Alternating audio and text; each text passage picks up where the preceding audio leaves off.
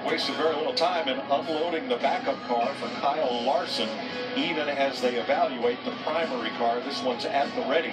Being a 90-minute practice session, they would have plenty of time to get a backup car out for some laps if it's needed. This is our fourth visit to a mile-and-a-half track. Of course, we go from here to Charlotte, 2 in a row. Brad Keselowski, Martin Truex, Jimmie Johnson are the 3 drivers who've been to victory lane on this size track so far. Larry?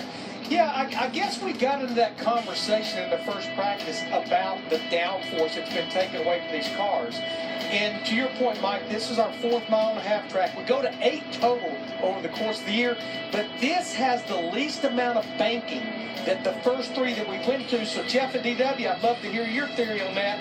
Less banking, it seems like this aero package rears its head a little more. Yeah, Larry, I mean, it's less downforce, a little less banking. This tire's, even though Goodyear has softened this tire to give it a little more grip, still pretty hard tire and grip level for this surface. And we saw Jimmie Johnson get pretty loose getting into turn 1 in the first practice, and that's very close to the same area where we just saw Kyle Larson get loose and get up into the wall. Yeah, I think you just keep pushing the envelope too, Larry. Like, okay, we've been to 3, and here's what we did, here's what we did. We're going to creep up, we're going to take a little more of this, a little bit more of that, and you jump the line and jump over the fence. Here's Matt. And Mike, they had brought the backup car in the garage stall after David Bryant, the car chief, and Chad Johnson, the crew chief, looked at it and they said this is definitely going to be a backup situation. Just so on the edge, Kyle. Yeah, I felt like I was going to crash every lap since we've unloaded today. Only made like 7 laps the first practice because I was spinning out every time, and they made some big adjustments there between practices, but I actually thought my 1 and 2 was better. That run, my 3 and 4 has been my worst corner.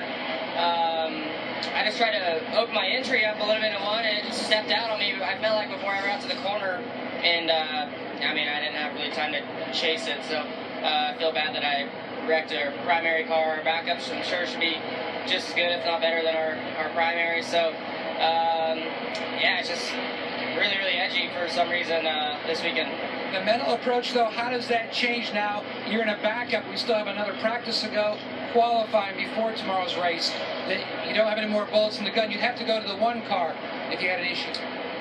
Yeah, we'll try not to crash anymore today. Yeah, you know, I don't have much practice time left. I think it's our last practice, and by the time we get this thing ready, I'll probably be able to make a 1 or 2 runs. So, disappointed that I got in the wall, but I was definitely on edge all day so far.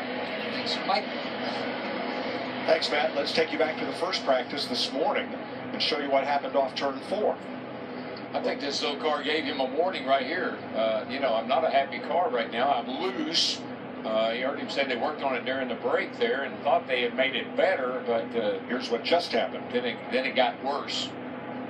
And I just wonder what's going to be more concerning is that they can't seem to find a way to tighten this race car up and give him the grip and security that he needs, or the fact that they're going to lose a lot of time having to go to that backup car. Now, I was not aware of this. Bobby Isaac had 6 runner-up finishes without a win on mile-and-a-halfs. Kyle Larson now has 5. And a few less starts than Isaac has. 17 is Stenhouse. Stenhouse. That's live. He's our fastest car right now. Stenhouse has gone to the top of the board. He has the fastest lap, and that was nearly a gutter ball. Well, that was almost a backup. Well, we heard earlier, loose is fast. It is for a short period of time. I don't know if you can drive it that loose for very long. Nice save there by Ricky Stenhouse Jr. What'd you say that looked like, Mike? Gutter ball? Almost.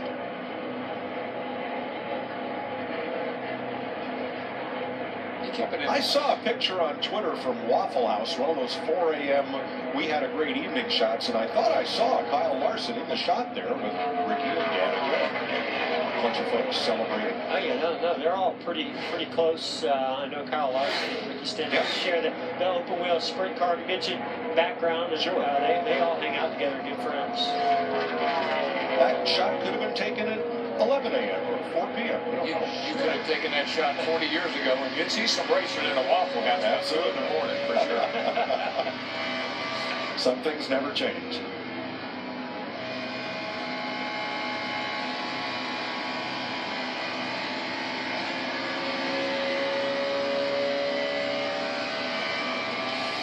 1 hour, 12 minutes left to go in this session.